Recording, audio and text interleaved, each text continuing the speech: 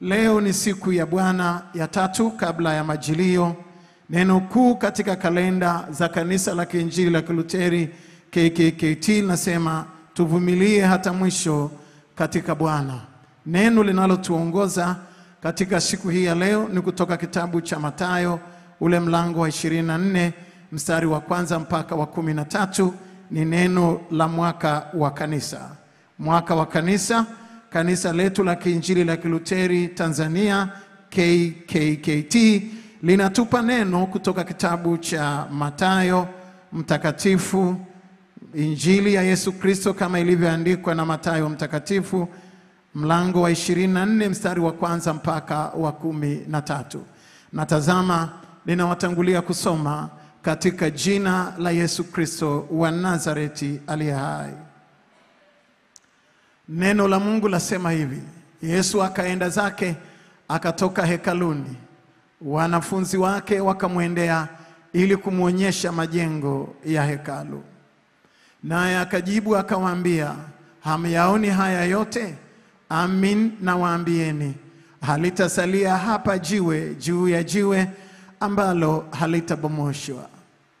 Hata alipokuwa ameketi katika mlima wa Mizeituni, wanafunzi wake wakamwendea kwa faragha wakisema, tuambie, mambo haya yatakuwa lini, nayo ni nini dalili ya kuja kwako na ya mwisho wa dunia? Yesu akajibu akawaambia, angalieni mtu asiwadanganye, kwa sababu wengi watakuja kwa jina langu wakisema, mimi ni Kristo, nao watawadanganya wengi. Nanyi mtasikia habari za vita na matetesi ya vita. Angalieni msitishwe, maana hayo hayana budi kutukia, lakini ule mwisho bado. Kwa maana taifa litaondoka kupigana na taifa, na ufalme kupigana na ufalme. Utakuwa na njaa na matetemeko ya nchi mahali mahali. Narudia mstari wa 7. Kwa maana taifa litaondoka kupigana na taifa, na ufalme kupigana na ufalme. Kutakuwa na njaa na matetemeko ya nchi mahali mahali, na matetemeko ya nchi mahali mahali. Hayo yote ndiyo mwanzo wa utungu. Wakati huo watawasaliti ninyi mpate dhiki, nao watawaua. Nanyi mtakuwa watu wa kuchukiwa na mataifa yote kwa ajili ya jina langu. Ndipo wengi watakapojikwaa, nao watasalitiana na kuchukiana. Na manabii wengi wa uongo watatokea na kudanganya wengi. Na kwa sababu ya kuongezeka maasi, upendo wa wengi utapoa.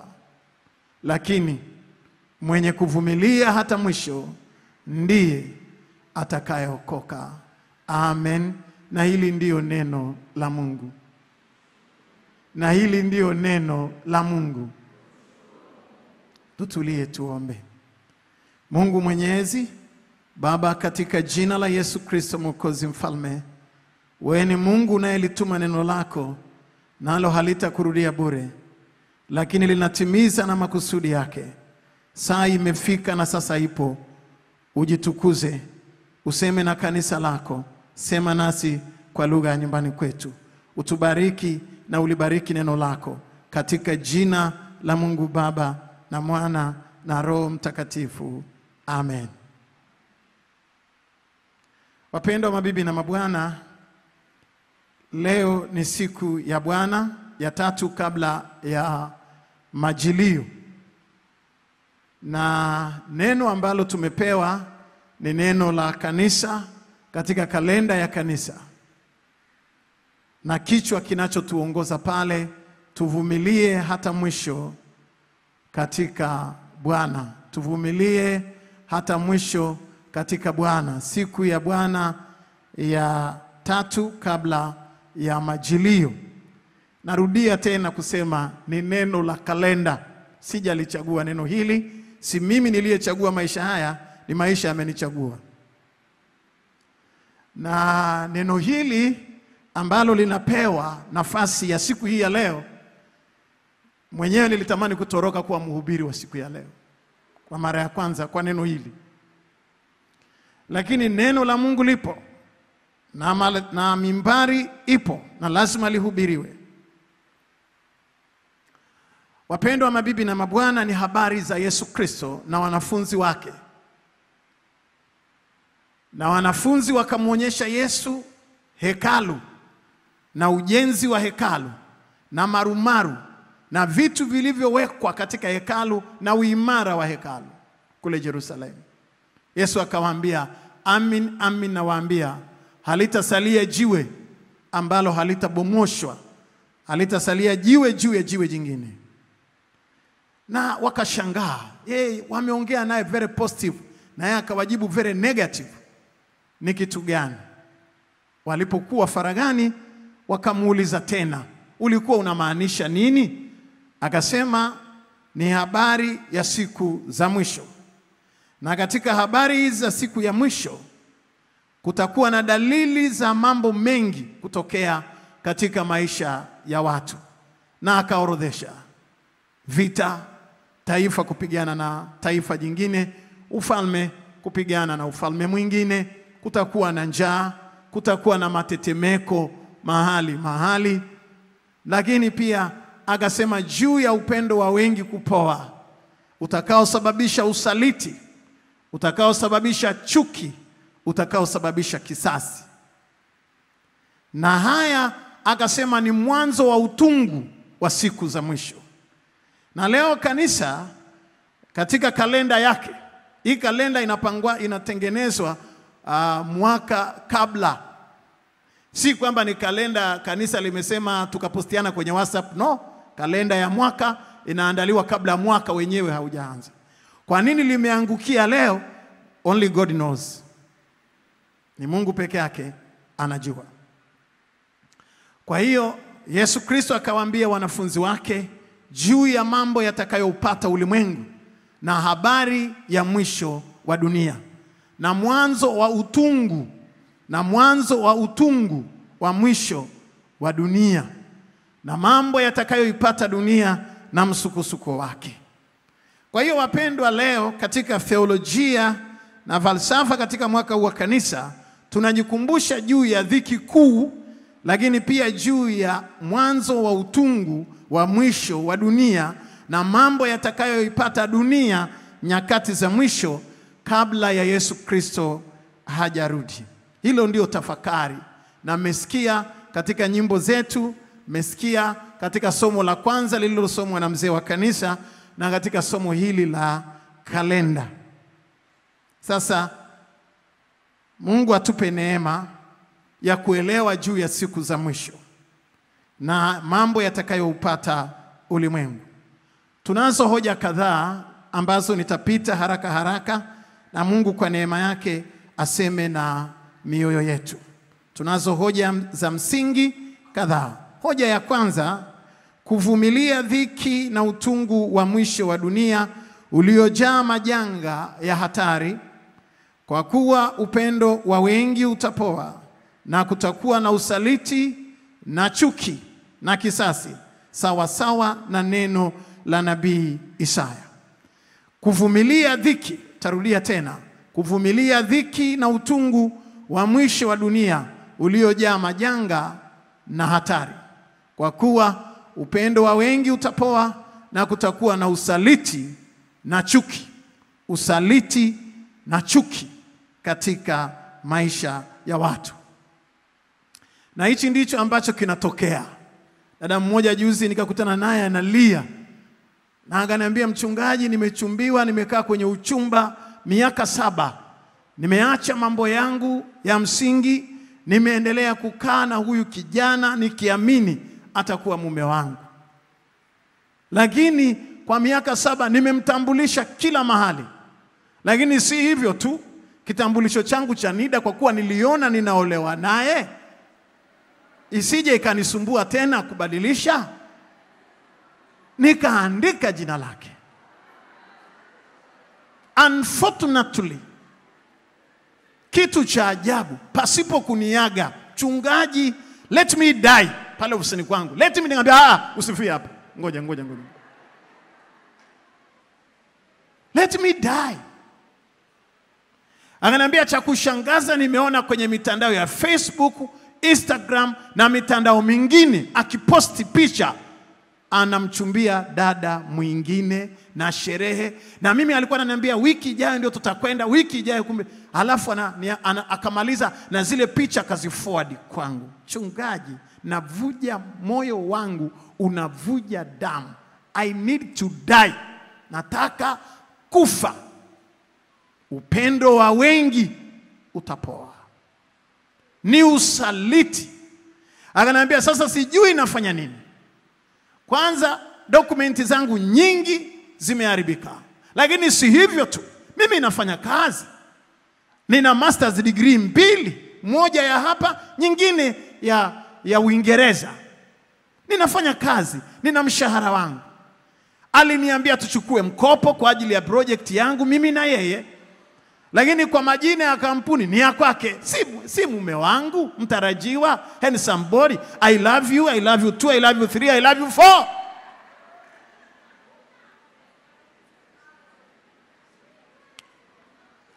Akaniambia ameniachia mkopo wa zaidi ya milioni 70. Na nimechukua kwa jina langu. Na kwa sababu ya dhamana ya kazi niliyo nayo, na ameniacha. Ananiuliza, mchungaji, are you sure kwamba nahitaji kuishi? Usaliti na chuki na kisasi.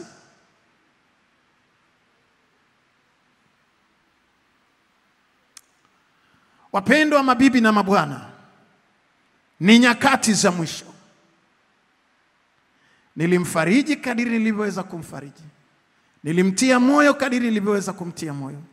Na nikamwambia usiogope, Mungu atakutetea. Akaniambia namna gani ninavyoona salary yangu ikikatwa na huyo mtu yupo. Na wanajipongeza na mahaba moto moto.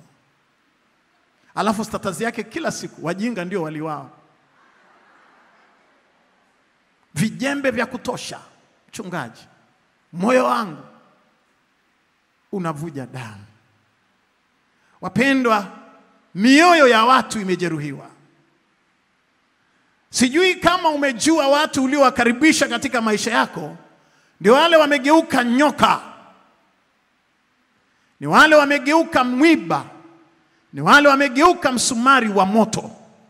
Ni wale waliobeba maumivu kwenye maisha yako. Uliowakaribisha kazini, wanataka wakutoe kazini wakurudishe nyumbani. Usaliti na chuki na upendo wa wengi utapoa. Na kutakuwa na usaliti na chuki na kisasi. Moyo wa dada huyu unaufanyaje? Anaambia najisikia kuharibika ndani yangu. Lakini ni mikono ya watu inanifanya niwe hivi. Si kwamba nimependa. Najisikia vibaya. Najisikia kama niendeshe gari alafu nitafute gari inayokuja mbele yangu niibamize no matter what. Najisikia hivyo. Najisikia vibaya kwa sababu ya uchungu. Wapendwa, sijui kama umewahi kusalitiwa. Sijui kama umewahi kutendwa mabaya na mtu anayekuchekea. Najua msaliti ni Yuda. Alimsaliti Yesu kwa kumkumbatia. Yaani unajua msaliti akusaliti kwa kukupa mkono, anakuhagi. Wow! Wow! Na Yesu akamuuliza Yuda, "Je, Yuda, unanisaliti kwa kunibusu? Wamsaliti mwana wa Adamu kwa kumbusu." Wasaliti hawasaliti wakiwa mbali. Wanasaliti kwa hagi, kwa busu, nearby, mtu wa karibu na wewe. Haya ni dalili ya siku za mwisho. Mabibi na mabwana, katika kitabu cha nabii Isaya, tunaposema kuvumilia dhiki na utungu wa mwisho wa dunia uliojaa majanga na hatari, kwa kuwa upendo wa wengi utapoa na kutakuwa na usaliti na chuki na kisasi, sawa sawa na neno la nabii Isaya ule mlango wa 24 na mstari wa 16 na wa 20. Isaya 24 mstari wa 16 na wa 20. Neno la Mungu linasema hivi: toka pande za mwisho wa dunia tumesikia nyimbo, atukuzwe mwenye haki. Ndipo niliposema, kukonda kwangu, kukonda kwangu, ole wangu, watenda hila wametenda hila, naam watendao hila wametenda hila sana. Hofu na shimo na mtego vi juu yako, mwenye kukaa duniani. Itakuwa kila akimbiaye sauti ya hofu ataanguka katika shimo, na kila apandaye na kutoka shimoni atanaswa na mtego. Kwa maana madirisha yaliyo juu yamewekwa wazi, na misingi ya dunia inatikisika. Dunia kuvunjika, inavunjika sana. Dunia kupasuka, imepasuka sana. Dunia kutikisika, imetikisika sana. Dunia inalewalewa kama mlevi, nayo inawayawaya kama machela. Na mzigo wa dhambi zake utailemea, nayo itaanguka wala haitainuka tena. Dunia kuvunjika, imevunjika sana. Dunia kupasuka, imepasuka sana. Imetikisika, dunia kutikisika, imetikisika sana. Naomba nirudie tena: dunia kuvunjika, inavunjika sana. Dunia kupasuka, inapasuka sana. Na dunia kutikisika, imetikisika sana. Dunia inalewalewa kama mlevi, nayo inawayawaya kama machela. Na mzigo wa dhambi zake utailemea, nayo itaanguka wala haitainuka tena. Hii ndiyo dunia tunayoishi ndani yake, na mwisho wa dunia. Mabibi na mabwana, katika hoja ya msingi katika mahubiri yetu asubuhi ya leo, matetemeko ya nchi mahali mahali duniani kote. Hoja ya pili ni matetemeko ya nchi mahali mahali duniani kote, sawa sawa na kitabu cha Mathayo ule mlango wa 24 mstari wa 7. Na Biblia inasema, kwa maana taifa litaondoka kupigana na taifa, na ufalme kupigana na ufalme. Kutakuwa na njaa na matetemeko ya nchi mahali mahali. Na nimependa sana leo mahali mahali. Nimesikia kila mara nikisema wanaoabudu nasi mahali mahali. Na kama kuna terminology ya Kijitonyama ni mahali mahali. Na labda pengine nimekuwa interested na huo mstari wa 7 kwa sababu ya hiyo mahali mahali. Matetemeko ya nchi mahali mahali duniani kote. Ni hoja ya pili, ya kwamba kutakuwa na matetemeko siku za mwisho. Kutakuwa na matetemeko mahali mahali duniani kote. Na nina mambo machache ya mifano ya nchi 6 zilizokumbwa na matetemeko duniani. Tazipitia kwa haraka tu ili kuonyesha tunaposema matetemeko mahali mahali. Nchi ya kwanza ya mwaka 1970, hiyo chati inaonekana pale na unaweza kuifuatilia. Lakini 1670 ni Western Peru, na hapa walipata ilikuwa ni tarehe 31 Mei 1970. Watu 70,000 walipoteza maisha, walioumia na waliokosa makazi idadi yao haikupatikana. Lakini nchi ya pili tetemeko mahali mahali ni Northwestern China, the Great Tangshan, ambako Julai 28, 1978 vifo vilivyoripotiwa awali vilikuwa vya watu 242,042, lakini inadhaniwa viliongezeka na kufikia 655,055. Na walioumia ni kama watu 700,000, na kukosa makazi hawakuwa na idadi. Lakini ya tatu ni the Indian Ocean earthquake and tsunami, ambayo iliathiri nchi 13, lakini Indonesia, Sri Lanka, India, Maldives na Thailand walipata uharibifu mkubwa zaidi. Hiyo ilitokea Disemba 2026, Disemba 26, 2004, na mimi nilikuwepo hapa. Na waliofariki walidhaniwa kufikia watu 200,030. Katika vifo hivyo inakadiriwa Indonesia peke yake vifo vilizidi na kufikia 200,000. Na walioumia hawakupatikana, idadi yao ni wengi, lakini pia waliokosa makazi hali kadhalika. Na ya 4 ni Pakistan, Kashmiri, pia iliathiri baadhi ya maeneo ya India pamoja na Afghanistan. Ilifanyika Oktoba, ilitokea Oktoba, tetemeko tokea Oktoba 8, 2005. Watu 79,000 walidhaniwa kufa, lakini watu 32,000 walipoteza makazi yao. Ya 5 ni China, na ni Sichuan province, China. Ilitokea Mei 12, 2008. Watu 90,000 walikufa. Walioumia ni watu 375,000, na watu zaidi ya 5,000 walipoteza makazi yao. Nchi nyingine ni Haiti, na Haiti ilitokea 2010. Watu 300,000 walipoteza maisha yao. Walioumia idadi yao haikuweza kupatikana, lakini watu 1,500 waliweza kupoteza maisha yao. Matetemeko ya nchi mahali duniani kote.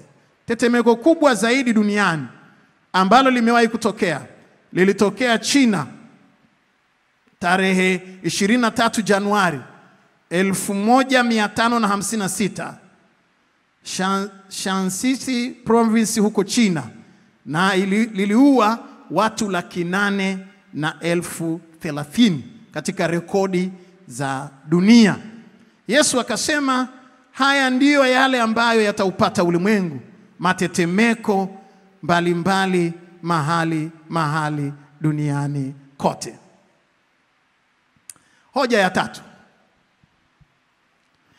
ya tatu, majanga haya ya dunia huwa yanaleta trauma ndani ya watu. Majanga haya ya dunia yanaleta trauma ndani ya watu. Tulikuwa na trauma ya COVID-19, nakumbuka hapa. Ilikuwa ni trauma mbaya, watu walitembea na huzuni. Lakini ninamshukuru Mungu, Tanzania hatukuwa na lockdown kwa sehemu kubwa, angalau tuliweza kwenda. Lakini wale ambao pia walikuwa na lockdown, ilikuwa ni plus kwenye masuala haya ya trauma. Napotokea tetemeko, vita, magonjwa, mlipuko wa magonjwa, vurugu, mara nyingi haya yanazua trauma. Mabibi na mabwana, majanga haya duniani au majanga haya ya dunia huwa yanaleta trauma ndani ya watu. Nini maana ya trauma?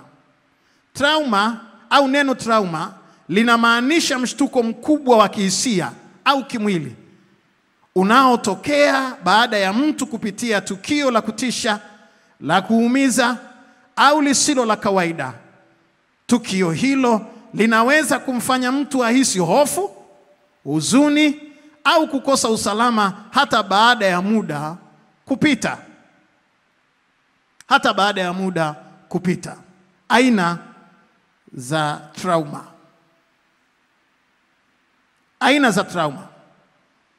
Types of trauma. Trauma ya kihisia. Moja, trauma ya kihisia au kisaikolojia. Psychological and emotional trauma. Hii hutokea baada ya matukio yanayoumiza kisaikolojia kama vile unyanyasaji, ajali, vita au kifo cha ghafla cha mtu wa karibu. Hii inaumiza, na kimsingi pengine leo tuna trauma ya namna hii kulingana na mahali ambako tumepitia.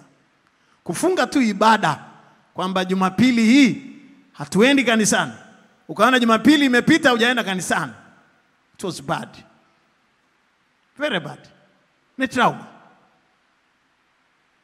na tunapitia kwenye trauma. Na lazima uelewe, tunaposema hii ni ibada ya faraja na uponyaji, you must understand kwa nini tuko hapa leo.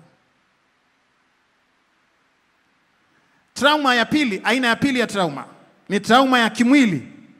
Wewe utaangalia upo kwenye trauma gani katika hizi ambazo nazitaja. Trauma ya pili ni trauma ya kimwili au physical trauma. Hii ni majeraha ya mwili yanayosababishwa na ajali, mapigano au mashambulio ya kimwili. Na ndio maana leo tumesema pia tutaombea ndugu zetu walioumia na ndugu zetu walioumia, waliopoteza viungo vyao wengine. Mungu awape uponyaji wa haraka. Ndio maana ya ibada hii. Itusaidie kuponya majeraha ya ndugu zetu. Na hii ni trauma inayokaa kwenye mwili. Kama umekutana na kitu ambacho kimejeruhi mwili wako, unapata trauma. Lakini kuna trauma ya maendeleo, developmental trauma. Hii inatokana na hii hutokea utotoni kutokana na ukosefu wa upendo, malezi mabaya au unyanyasaji wa muda mrefu. Kwa unakuta mtoto ana trauma, hawezi kuendelea kwa vile alishaambiwa hutaka uweze, amegandamizwa, amenyimwa haki zake kila mara, amekataliwa kila mara. Unajua watoto wale ambao wanatokea kwenye familia ya kufinyiliwa na kuonewa na kudhulumiwa na kunyimwa ruhusa ya kuendelea, si tu watoto peke yake, hata watu ambao wana career kubwa, wana uwezo wa kuendelea kusoma, wana uwezo wa kuendeleza karama, vipawa, uwezo na huduma, na ukakutana na bosi wako ambaye ni mgandamizaji, kila sana kuonyesha kwamba wewe ni failure. Wewe ni failure. Andika project ikifika ofisini kwake, wewe failure. Kwenye kikao ukinyosha mkono, ukichangia hoja, atahakikisha anaifuta ili uonekane failure. Wapo watu wa namna hii kwenye taasisi nyingi tu, hata taasisi za dini, taasisi zote. Lakini pia kuna wanaume ambao wake zao ni vichwa, lakini wamewatengenezea trauma ya maendeleo. Mimi ndiye mwanaume. Sasa wewe ni mwanaume, sawa? Kwani tunakataje na ushahidi wa ndevu unazo? Lakini mimi nataka kukuambia na uwezo, naenda Kikoba, nachukua hela yangu, naenda kununua viwanja. Au ofisini kwetu, mimi ni mfanyakazi ofisi fulani, tuna viwanja vya kampuni yetu na nitalipa kwa miaka 5 kwa mshahara wangu. Let me go there. Wewe usitugandamize, hatujazoea sisi kukaliwa na wanawake. Trauma ya maendeleo, na imewabana wanawake walio wengi ambao wangeweza kufanya mambo makubwa katika maisha yao. Na hii trauma ya maendeleo ya kumwendeleza mtu afikie kwenye malengo yake, kumkuza mtu, ana malengo, ana mahali anaenda, alafu wewe unamzuilia asiende pale. Hii ni trauma ya maendeleo, very bad indeed, very bad. Na kwa bahati mbaya sana, katika ulimwengu tunaoishi leo, ukimpata bosi wako anayekwambia bwana, kuna nafasi ya chuo, kuna na scholarship, nimeiona, nimekuwa kwenye mkutano Geneva, nimewakilisha taasisi, kampuni, nimewakilisha wizara, sijui kitu gani, ninakuomba uende ukasome, hii nafasi nimeona ni ya kwako. Kama wapo watu wa namna hiyo, ama wameshakufaga na waliobakia wana msongo mkubwa wa mawazo, wanameza dawa, wanaishi kwa dawa. Watu wema wa namna hiyo, ukimpata wa namna hiyo, ni 0.0.001 ya binadamu wanaoishi duniani, percent ya binadamu wanaoishi duniani. Most of them hakuna, huendi. Hata ukijitahidi watahakikisha pia wanatuma na email kule ulikojitaidia, huyu mtu sio, hafai, msimpokee. Message za siri za kufisha, na huyo mtu anafika mahali. Unajua kuzuia uwezo wa mtu, hakuna kitu kibaya kama hicho. Hakuna kitu kibaya duniani kama kuzuia uwezo ulioko ndani ya mtu. Wewe kwa sababu ya mamlaka unasema huendi. Hicho kitu ni kibaya mno duniani na kinalaaniwa vikali na watu wote duniani. Kwa sababu tu ya mamlaka unasema no, hapana. Na huko kuzuia hayo maendeleo binafsi ya mtu kwenye maofisi yetu ndicho kitu kinachoumiza wengi. Najikuta mtu sasa ile nguvu alikuwa anategemea kufanya hivi kwenye kampuni, alikuwa anategemea kufanya hivi kwenye ndoa na familia, alikuwa anategemea kufanya hivi, mwisho wa siku wale wenye brain ambayo haitulii ana run mental, au anatengeneza sukari, ugonjwa wa sukari, ugonjwa wa pressure, ugonjwa wa moyo, figo zinakufa. Watu wanabadilisha figo, vichwa, brain, vichwa saizi wanabadilisha damu kwa sababu figo zote zimefeli. Kwa nini? Ni developmental trauma. Alipata trauma alipozuiliwa kufanya kitu ambacho ana uwezo wa kukifanya. Wengine wako jalalani saa hizi wanaokota makaratasi kabisa. Yale mambo ambayo walikuwa wayafanye mwisho wamechizika, wanayafanya kwenye majalala kwa sababu ya kuzuiliwa kwa ukatili. Trauma ya kuzuiliwa maendeleo. Anaposema developmental trauma. Na mimi nafikiri haya ndio madhara makubwa zaidi tulionayo katika jamii. Ni maombi yangu, kama Mungu amekupa cheo na mamlaka, basi ni ili uwasaidie wengine kufikia kwenye ndoto zao, na usiwe dream killer, usiwe mtu ambaye unaua ndoto za watu wengine. Sema amina, alafu mpigie Bwana makofi ya shangwe na vigelegele. Mr. Kadiva, wasaidie mpaka wale wafagizi pale Toyota wafikie dream zao. Mungu hakukutuma pale Toyota kuwa mkurugenzi kwenda kuzuia watu wasiendelee.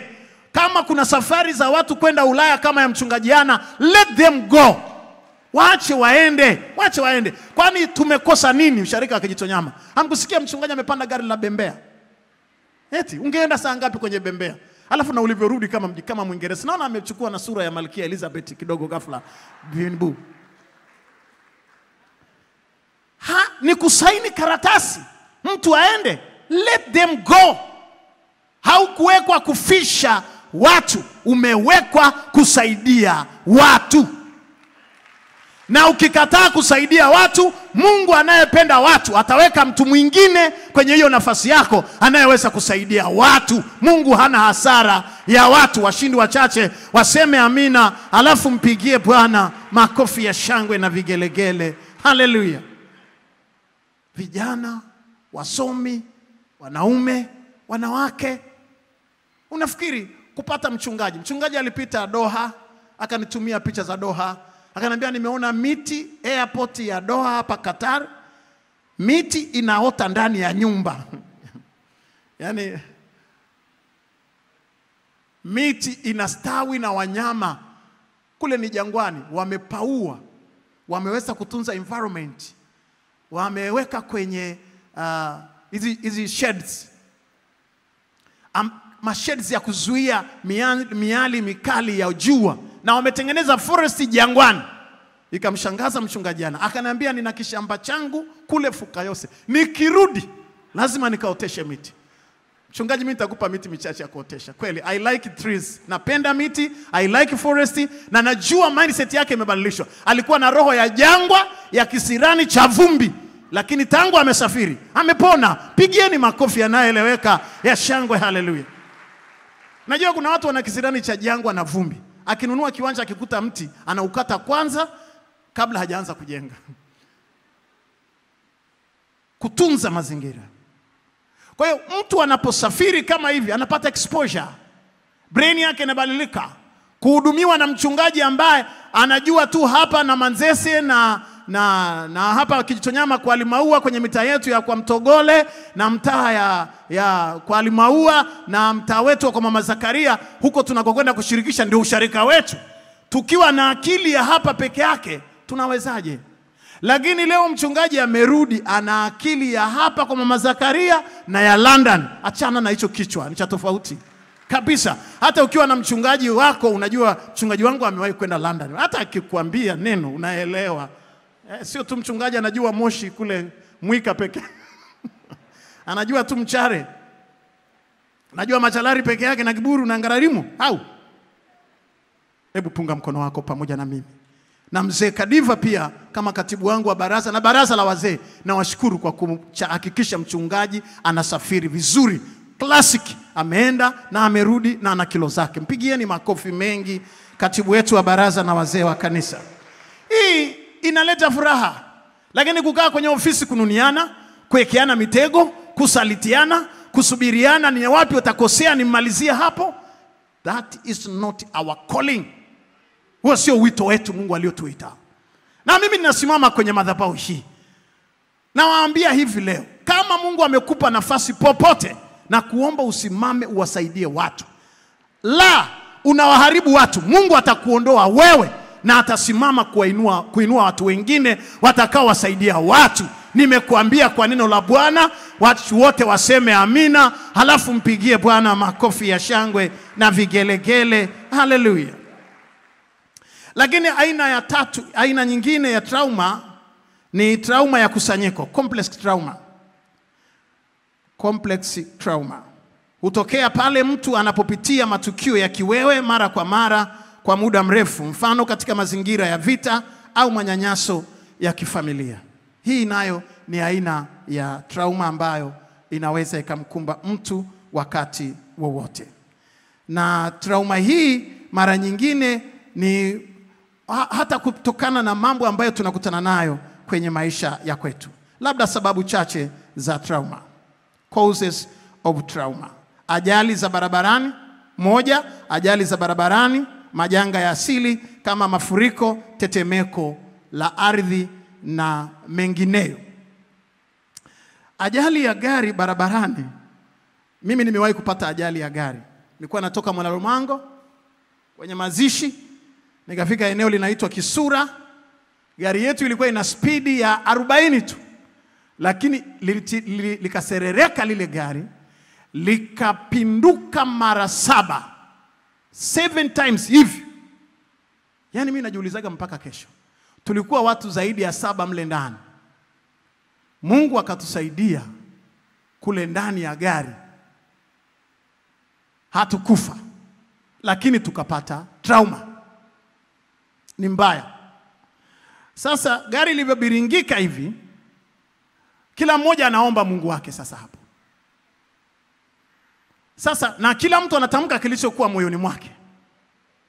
Tulikuwa na mchungaji mmoja mwanamke. Yule mchungaji akaanza kuita mume wake.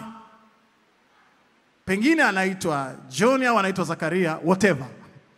Lakini akamwanza kumuita, John, nimekuacha, mimi naondoka mwenzio, mimi naondoka. Najua utavuta chuma kingine, najua utaleta chombo kingine. Yani kule kwenye gari. Trauma. Nikasema huyu kweli anampenda mume wake. Wengine tunaita Yesu, anaita mume wake, na huko anazungumza anasema najua utaoa tu, najua umetaoa, mimi ndo nishaondoka. Lakini hatujafa. Bora ucheke. Sasa baadaye gari ikapinduka kabisa na ikaenda kalalia ubavu. Kwa ili kutoka inabidi tuvunje kioo cha ubavuni na kioo cha mbele ili tuweze kutoka. Kwa neema ya Mungu nikabakia na akili zangu. Sijui kwa nini Mungu alinibakiza na akili, lakini nikabaki nazo. Sasa wakati tunajiokoa kutoka kwenye gari, mbele yangu nilikuwa nimekaa na parishweka wangu wa usharika. Nilikuwa mchungaji wa usharika wa Kijitonyama. Parishweka ananiambia, nimeshakufa Yesu, nimeshafika mbinguni, pokea roho. Sasa parishweka ni mnene, naende amekaa kwenye mlango mahali ambako tunapaswa kutokea. Naambia parishweka hujafa, ananiambia hata nimeshaondoka. Sipo.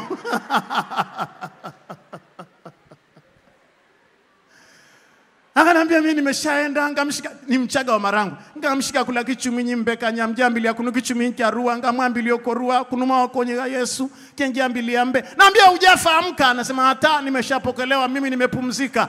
Na anajitakia amani. Rest in peace, parishweka, rest in peace. Pumzika kwa amani, pumzika kwa amani. Ameshaenda paka kwenye sala nyingine, mwanga wa milele umwangazie Bwana na roho ya sijui kitu gani umpe.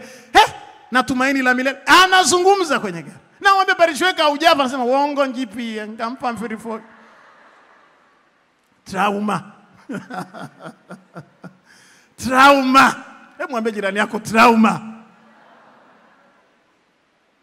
Mimi sijui hali yako ilikuwaje. Kila mtu hapa alisumbuka na hali yake, sio? Lakini nataka kuzungumza hapa baadaye tukafanikiwa, nikamwamsha. Nikamwambia wewe haujafa, nikamtetemesha, nikamshtua, akaamka kweli. Akaniambia kweli sijafa. Nikamwambia toka sasa. Tupishe tutoke. Huyu mwingine anapambana na mume wake tu, jinsi ambavyo ataoa mwanamke mwingine. Trauma. Dereva wangu nikamwamsha na amelala, yani yuko hivi ameshaondoka amefika mbinguni. Nikamwambia wewe haujafa. Akainuka. Akaniambia sijafa mchungaji. Nikamwambia toka nje. Akatoka. Parishweka akatupisha pale, ndio mahali pa kupitia. Akatoka taratibu, akatoka nje na wengine wakatoka. Mimi nilikuwa wa mwisho kutoka kwenye ile gari. Mimi na dereva wangu nilikuwa wa mwisho. Lakini hapo gari ikashika moto, ikataka kulipuka. Namwambia dereva sasa zima gari. Ananiambia sijui kuzima gari.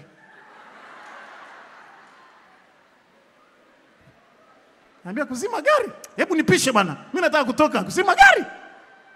Akasema Mungu. Akatoka. Nikabakia mle ndani ya gari wa mwisho kutoka. Na akatoka na ufunguo wa gari.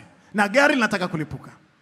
Nikamfuata, anaitwa Walter. Nikamwambia Walter, nipe ufunguo. Akabeba jabali la jaka, akaniambia wewe mzee nitakumaliza, usinifuate fuate. Nikasema nitapona tena kwenye gari nje kufa na jiwe. Trauma. Nikamwambia Walter ni mimi, akaniambia wewe nani, wewe kisirani mkubwa, wewe nani? Nikamwambia ni mimi. Nikasema sasa sio.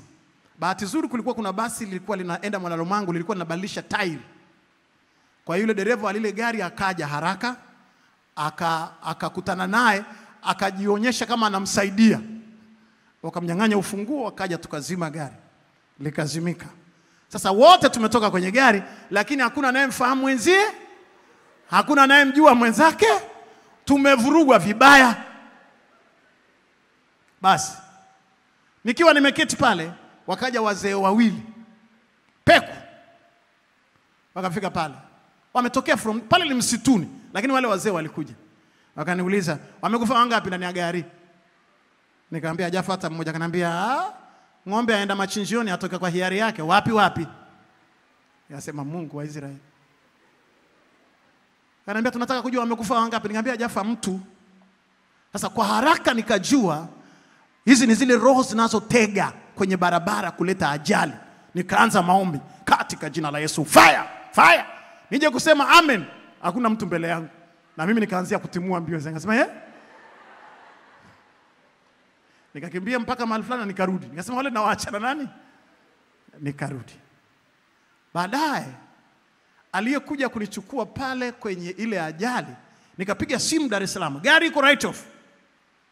Nikapiga simu Dar es Salaam kwa kaka yangu Vincent. Sio kama Vincent Limo yuko hapa. Nikampigia simu, akaja akanichukua, ndio mzee wa kanisa. Akaja akanichukua kule Kazimzumbi huko. Nikaingia kwenye gari sasa. Na wale wengine tulipopiga simu Dar es Salaam tukapata magari ya kutosha kuja kutuchukua. Sasa wakati wa kuingia kwenye gari, toba.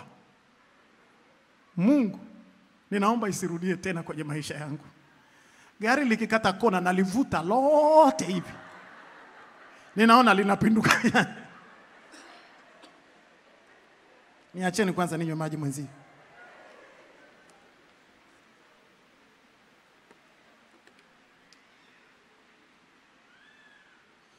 Nikiona gari mbele yangu naona linatugonga. Nikiona yani gari kitikisa hivi nimeshanyusha. Yani Vincent alipata taabu kunifikisha nyumbani mpaka nilichana nguo. Yaani nguo yake ilichanika.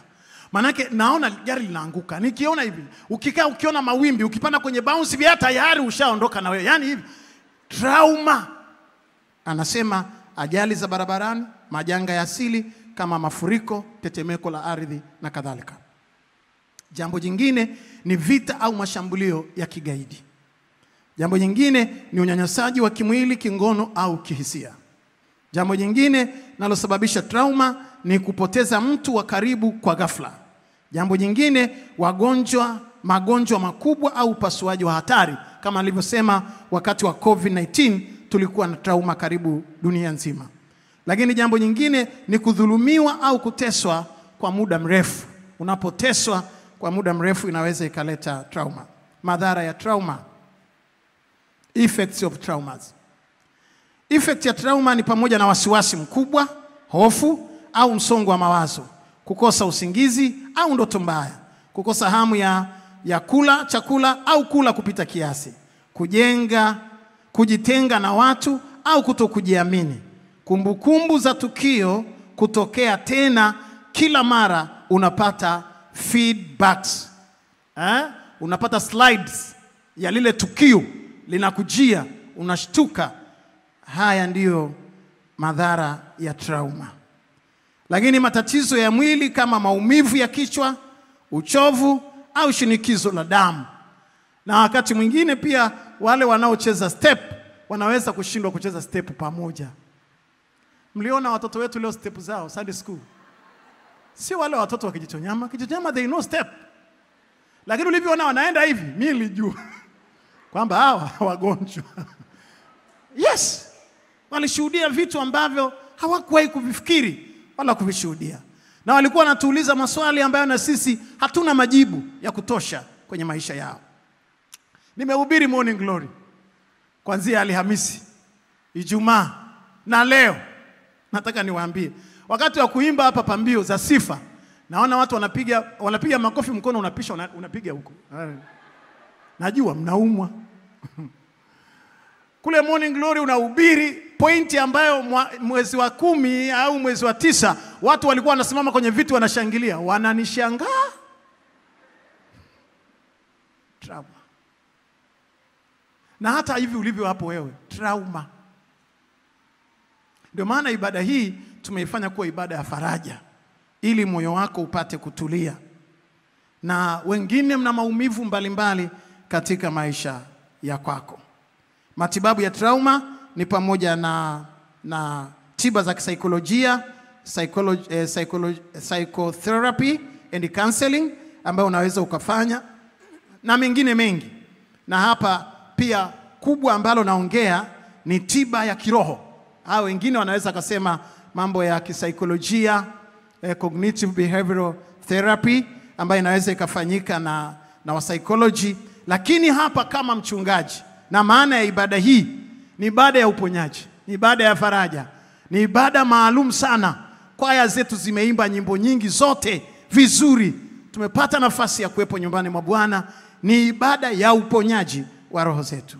Tiba ya kiroho ni maombi na uvumilivu unaoletwa na faraja ya Roho Mtakatifu kupitia neno lake, ili kuleta utulivu wa mioyo. Narudia tena, tiba ya kiroho ni maombi na uvumilivu unaoletwa na faraja ya Roho Mtakatifu. Ukisikia Yesu anasema sitawaacha ninyi yatima, nitamtuma Roho Mtakatifu naye atakuwa mfariji wenu na mtulizaji wenu. Kuna uvumilivu ambao hauwezi kuupata isipokuwa ni Roho Mtakatifu akupe neema ya kuvumilia.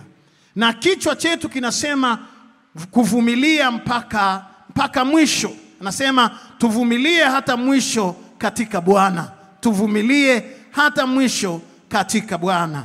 Mabibi na mabwana, katika uvumilivu huu ambao unaletwa na faraja ya Roho Mtakatifu kupitia neno lake, ili kuleta utulivu wa moyo. Mabibi na mabwana, katika maisha yetu ya leo na katika kizazi cha sasa, tunahitaji kutulizwa moyo. Tunahitaji kutulizwa moyo. Sawa sawa na neno la Mungu katika kitabu cha nabii Isaya ule mlango wa 40 mstari wa kwanza. Biblia inasema hivi.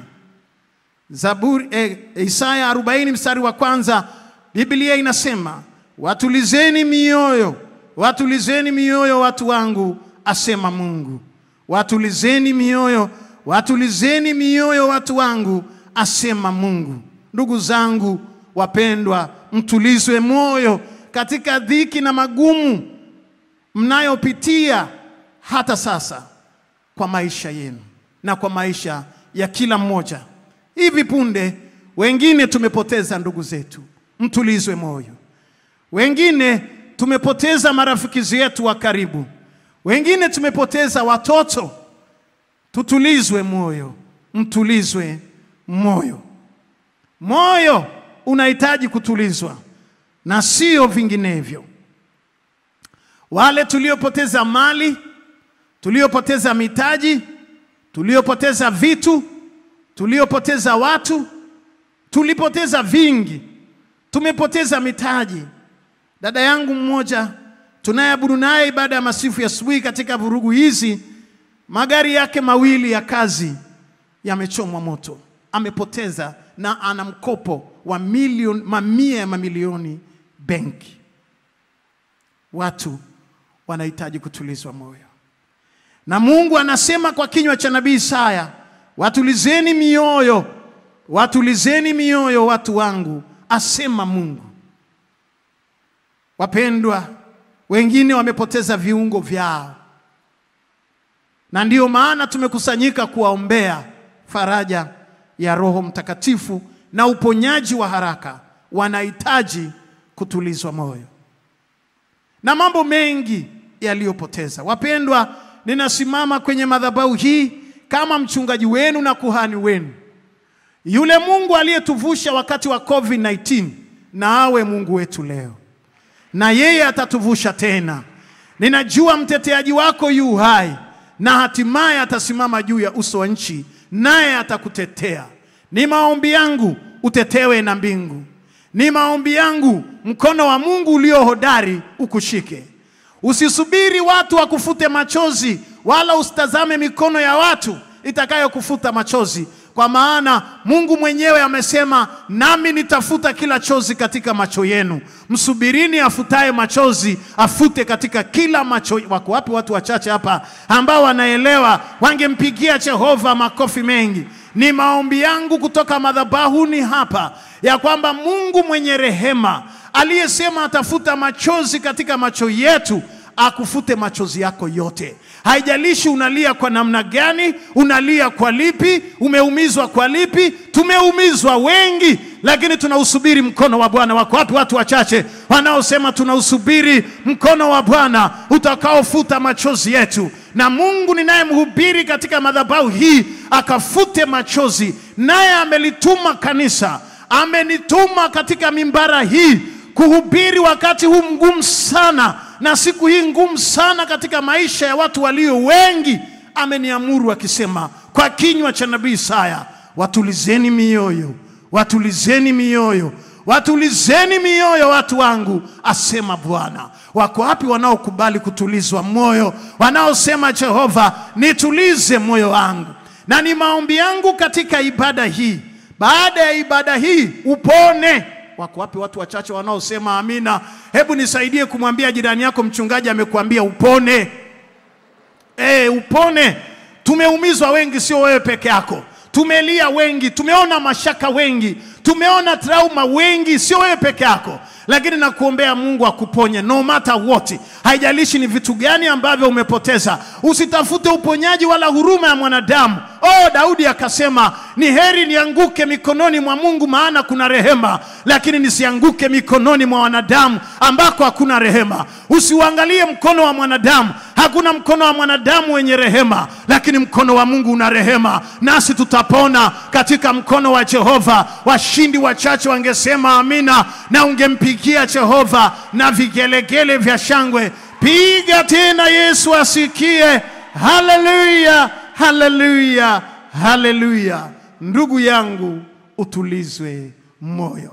Mwambie rafiki yako, ndugu yangu utulizwe moyo. Ndugu yangu, utulizwe moyo. Mungu anataka utulizwe moyo.